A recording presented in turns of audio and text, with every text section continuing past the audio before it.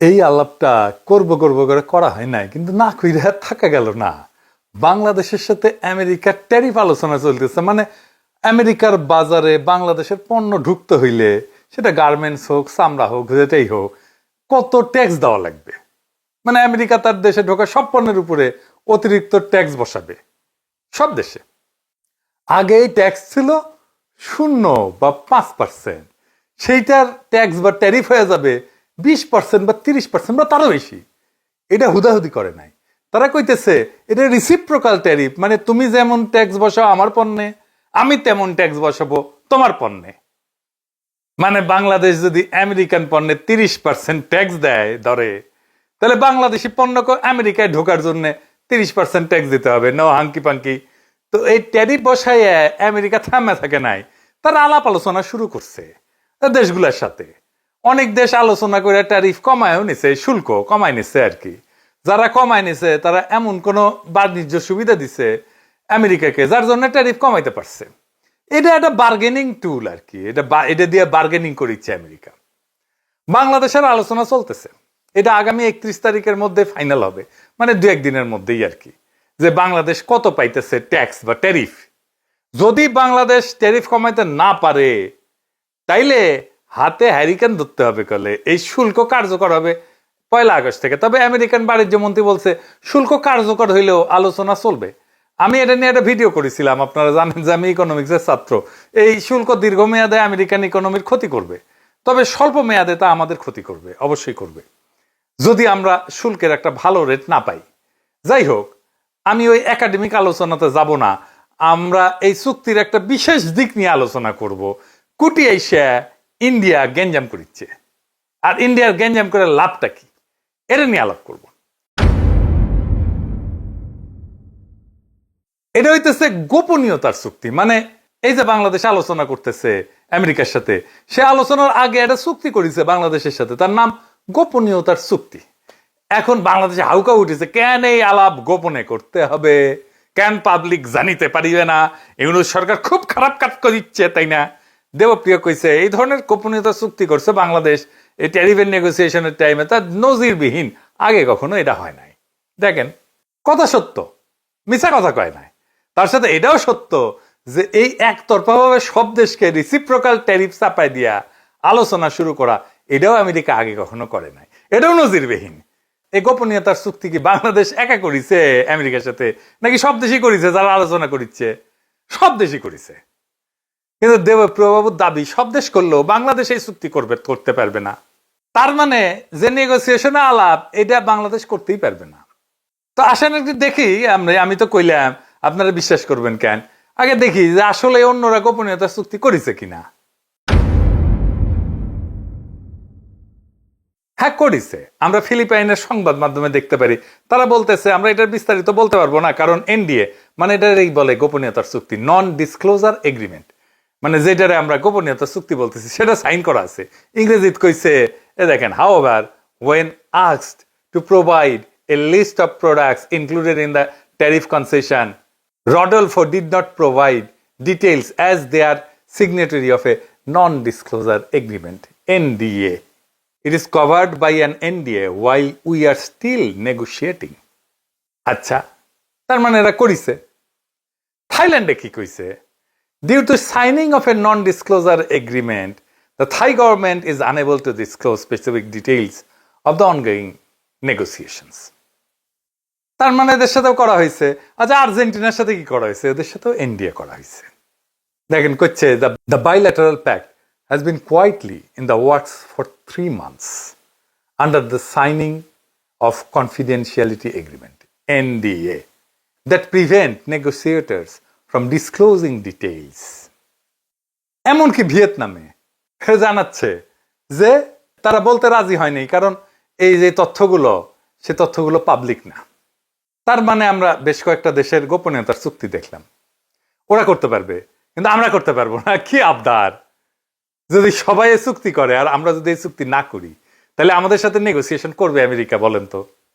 America তো বলবে তুমি কোন হরিদাস পাল আসছো যে তোমার সাথে গোপনীয়তার চুক্তি ছাড়া নেগোসিয়েশন করতে হবে আমাকে। আচ্ছা ধরেন এই এগ্রিমেন্ট ছাড়াই, গোপনীয়তার চুক্তি ছাড়াই আলাপ করলো বাংলাদেশের সাথে, স্পেশাল খাতির করলো আর কি আমেরিকা, তো যারা সাইন করেছে এই গোপনীয়তার চুক্তি তারা এসে বলবে না যে আমার সাথে সাইন করলা এগ্রিমেন্ট, বাংলাদেশের সাথে করলা না কেন, বিষয়টা কি, পিতলা খাতির কেন? আমেরিকা কি জবাব দিবে? তারপরেও দেবপ্রিয়রা প্রশ্ন তুলতে পারে, কেন এটা জনগণ জানবে না? কি আর বলবো, এই দেবপ্রিয়রা 111 করলো। দেবপ্রিয় কিন্তু এই জেনেভায় পোস্টিং নিছিল 111 এর পরে, বেনিফিশিয়ারি ছিল। এই দেবপ্রিয় ট্রানজিট ট্রান্সশিপমেন্টের ওকালতি করেছে, আর এখন খুব নন ডিসক্লোজার এগ্রিমেন্ট করেছে। সিপি ব্যবহার করেছে বাণিজ্যের নামে গোপন চুক্তি মানবো না, ওরে আমার ওরে ওরে, এইগুলার মাথাত খোদাতলা গোবর দিলেও হইতো। যাই হোক, আলাপটা কি কইতেছে ওরা বুঝেছে, আসেন এটা একটু আমরা বুঝে দেখি। আমি আপনাদের আগেও কইছি, সিপিবি যা বলবে, দেবপ্রিয় যা বলবে, তার উল্টা দিকে দাঁড়াবেন। সিপিবি যেহেতু বিরোধিতা করতেছে, দেবপ্রিয় যেহেতু বিরোধিতা করতেছে, এটা দেশের জন্য ভালো আর ইন্ডিয়ার জন্য খারাপ। এই চুক্তিটা কোনো গোপন চুক্তি না, এটা গোপনীয়তার চুক্তি। গোপন চুক্তি আর গোপনীয়তার চুক্তি দুইটা ভিন্ন জিনিস। মানে যতক্ষণ এই ট্যারিফ নিয়ে আমাদের আলোচনা হইতেছে আমেরিকার সাথে, ততক্ষণ আমাদের আলোচনার বিষয় বাইরে যাবে না। ধরেন প্রফেসর ইউনূস আর তারেক রহমান আলাপ করলেন লন্ডনে, তো ওই আলাপ কি লাইভে দেখছি আমরা? ওটা ধরে লাইভ হইতো, গোপনীয়তার যদি কোনো দরকারই না থাকে। গোপনীয়তা যখন থাকার দরকারই নাই, তাহলে ওই আলাপের পুরাটা রেকর্ড করে জানাই দিলে হয়। তা তো জানাই নাই। আলাপের ফলাফল আমরা জানছি, কিন্তু আলাপের খুঁটিনাটি জানার দরকার আমাদের নাই। এই আলাপ তো প্রকাশ্যে করার বিষয় না। কেন না, আমি এটা পরে বলতেছি। এই আলাপ হবে বাংলাদেশের ট্যারিফ কত হবে। এই ট্যারিফ যদি কমে, তাহলে আমেরিকাকে তো কিছু দিতে হবে। সেটা কি কি দেওয়া হবে সুবিধা হিসেবে, তার সবকিছুই দুই দেশের মানুষই জানবে যখন চুক্তিটা হয়ে যাবে। কিন্তু এই আলোচনার প্রসেসের মধ্যে যা আলোচনা হবে, এই সময়টায় কিছু জানানো যাবে না, কারণ অন্য দেশও আলোচনার মধ্যে আছে। তারা যদি জেনে যায় আমরা কি আলোচনা করতেছি, তাহলে তো এই আলোচনার ফলপ্রসূ হবে না। প্র্যাকটিক্যাল কারণে এটা বার্গেন, তো অনেক দেশের সাথে বার্গেন করতেছে আমেরিকা। ধরেন আমরা যাই না গেলাম, কি নিয়ে ইন্ডিয়ার সাথে বার্গেন করতেছে আমেরিকা। আমরা তো ইন্ডিয়ার চাইতে ভালো কন্ডিশন দিব আমেরিকাকে, তাই না? খুবই ন্যাচারাল এটা। তো বাংলাদেশ যা দিতেছে আর পাইতেছে, এটা আমাদের সাথে যারা কম্পিটিশন করে আমেরিকার মার্কেটের জন্য, তারা যাই না গেলে তো আমাদের বিপদ। আমরা তো নেগোসিয়েশন করতে পারবো না। ইন্ডিয়া তো সুবিধা নেবে এটার, কারণ ইন্ডিয়া তো ওই মার্কেটে আমাদের কম্পিটিটার। বাংলাদেশ যদি যুক্তরাষ্ট্র বা পশ্চিমা শক্তির কাছে ফেভারেবল ট্যারিফ না পায়, তাহলে সেই শূন্যতা পূরণে ভারত চূড়ান্তভাবে উপকৃত হবে। অর্থনীতিতে হবে, রাজনীতিতে হবে, এবং আঞ্চলিক প্রভাব বিস্তারে হবে।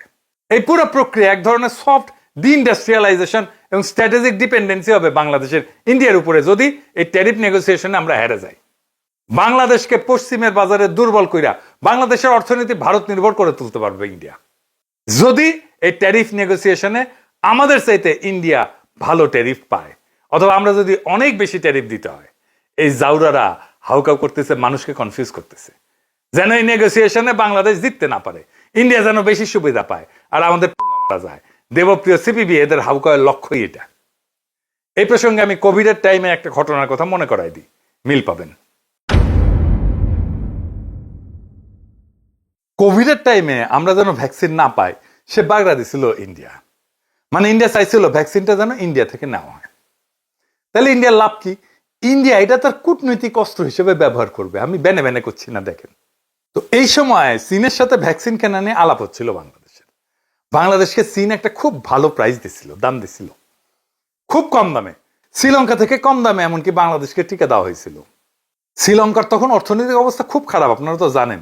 তার সেই অবস্থা তো বাংলাদেশকে একটা ভালো প্রাইস দেওয়া হয়েছিল, যেটা শ্রীলঙ্কার চাইতে কম। এটা হয়েছিল একটা গোপনীয়তার চুক্তি দিয়া। কারণ এই প্রাইসটা যদি শ্রীলঙ্কা জানে যায়, নেপাল জানে যায়, সবাই তো বলবো আমাকে বাংলাদেশে প্রাইস দাও। বাংলাদেশ এটা বার্গেন করে পাইছিল। সেই চুক্তির ফাইল প্রথম আলো রোজিনা চুরি করে সচিবালয় থেকে। রোজিনাকে গ্রেপ্তার করা হয়। আমি বলছিলাম কাজ ঠিক হয়েছে। এইটা রোজিনা ইন্ডিয়াকে সার্ভিস দিতে গিয়ে এই কাজ করেছিল, এই ফাইল রয়ের হাতে তুলে দিত। গোপনীয়তায় ঢাকা ফাইল থেকে আমরা যে দাম পাইছি এটা প্রকাশ করে দিত রোজিনা পত্রিকায়। আপনি দাম প্রকাশ করে দিলে তো চীন বিপদে পড়বে। ইন্ডিয়া শ্রীলঙ্কা যায় বলবে, কেন তুমি আমার কাছ থেকে বেশি দাম নিলা বাংলাদেশ থেকে? তাসনিম খলিলারা তখন যুক্তি দিছিল, রোজিনাকে দিয়া কেন চুরি করাবে ইন্ডিয়া? ইন্ডিয়া চাইলে তো ওবায়দুল কাদের হাতে দিয়ে আসতো ফাইল। দেখেন এদের বুদ্ধি, দেখেন। ফাইল পাওয়া নিয়ে তো কোনো ইস্যু নাই। ফাইল একটা কেন 10টা ফাইল দিয়ে আসতে পারে। ইস্যু হইতেছে মিডিয়া বাংলাদেশ যে দাম পাইছে সেটা প্রকাশ হওয়া। একমাত্র সেটা প্রকাশ হওয়া মাত্রই এই চুক্তি ভঙ্গের, গোপনীয়তার চুক্তি ভঙ্গের অভিযোগ চীন করতে পারে। এবং সেই অজুহাতে আমাদের ভ্যাকসিন দেওয়া বন্ধ করে দিতে পারে। রোজিনা ব্যর্থ হওয়ায় একজন ডেপুটি সচিব সে দাম প্রকাশ করে দেয়, ফলে চীনা ভ্যাকসিন আসা বন্ধ হয়ে যায়। আমাদের 2 বা 3 গুণ দাম দিয়ে সেই ভ্যাকসিন কিনতে হয়। তাহলে এটা অনুসন্ধানী সাংবাদিকতা নাকি দেশের মানুষের আমাদের যে বেশি টাকায় ভ্যাকসিন কিনতে হইলো এটা কার জন্য? রোজিনার জন্য। তো বাংলাদেশকে যে অধিক টাকা গচ্চা দিয়ে ভ্যাকসিন কিনতে হইলো সেটা আগে কি রোজিনার বাপ দিবে না ওর হাজবেন্ড দিবে?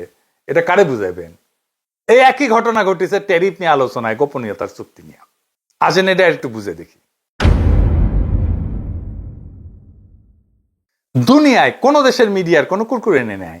সবাই তো এই সাইন করছে না, একমাত্র বাংলাদেশের অনুসন্ধানী সাংবাদিকদের এতই কারেন্ট, এই গোপনীয়তার চুক্তি প্রকাশ করতেই হবে। তো এটা নিয়ে কি হইল আসেন দেখি। এখানেও সে একই রোজিনা কাণ্ড ঘটনা হইল। এনবিআর এর দ্বিতীয় সচিব মুকিদুল আলমকে দিয়া এই আলোচনার বিষয়াদি কচুক্ষেতি বাইর করিল। কচুক্ষেতি মানে কিন্তু ওয়াকারের বালক। বালক মানে জানেন তো, হ্যাঁ, যে মারা দেয়, বুঝছাও। র এর ডাইরেক্ট পেরোলে এই পদ বালক, সেইটা দিয়া বাংলা আউটলুকে নিউজ করাইল। মুকিদুল ধরা খাইল, চাকরি গেল। বাংলা আউটলুকের নিউজ ছড়াই নিলে কচুক্ষেতি নিজের পেজে ওই চুক্তির আলোচনা প্রকাশ করে দিল। দেখেন এর ফলে কি হইল? বাংলাদেশের আলোচকেরা, নেগোসিয়েটরেরা মারাত্মক চাপে পড়লো। আলোচনার নেগোসিয়েশন আমরা পিছায় পড়লাম, ইন্ডিয়া আপার হ্যান্ড পাইলো। তাহলে বুঝেছেন তো কে কার সুবিধার জন্য এটা পাবলিক করা হয়েছিল? ওই বালক ওয়াকারের কেন এটা পাবলিক করলো? আপনারা তো জানেন বাংলাদেশ যদি ফেভারেবল ট্যারিফ না পায় তাহলে ইন্ডিয়া লাভবান হবে, আর কেউ না। ইন্ডিয়াকে উপহার দিল ওয়াকারের বালক। এইবার সব বুঝেছেন তো, মিলিছে সব।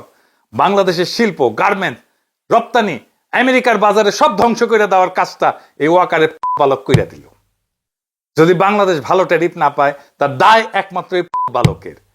আপনারাই বলেন এটা প্রকাশ করে কি এমন হাতি ঘোড়া বজরা পানসি হয়েছে? কি অর্জন করছে বাংলাদেশ? কিছুই না। বাংলাদেশের জনগণ কি অর্জন করছে? কিচ্ছু না, হারাইছে। কিন্তু এইটা প্রকাশ করার জন্য এত কুরকুরানি কেন ওদের খোয়ায়? কুরকুরানি মোদির কুরকুরানি, ইন্ডিয়ার কুরকুরানি। কারণ মোদি কইছে শুধু ওয়াকার নামিও তোমার বালক বানাবো, আর ওই খুশিতে মারছে দৌড়। তাইলে কি আমরা ফেভারেবল ট্যারিফ পাবো না আমেরিকার বাজারে?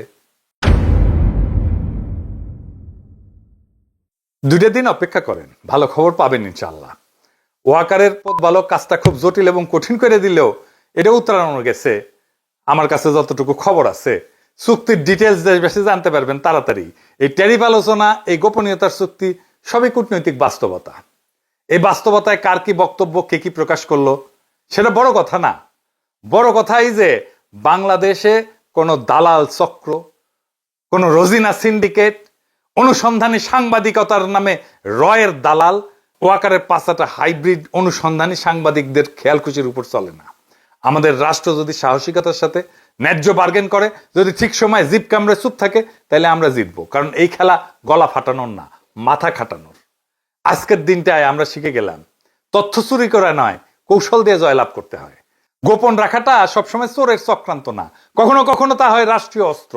যারা চায় বাংলাদেশ বিশ্ববাজারে হারুক, তারা চায় না গোপনীয়তা থাকুক এই বাণিজ্য আলোচনায়। তারা চায় প্রত্যেকটা দরজার চাবি পড়ুক দিল্লির হাতে।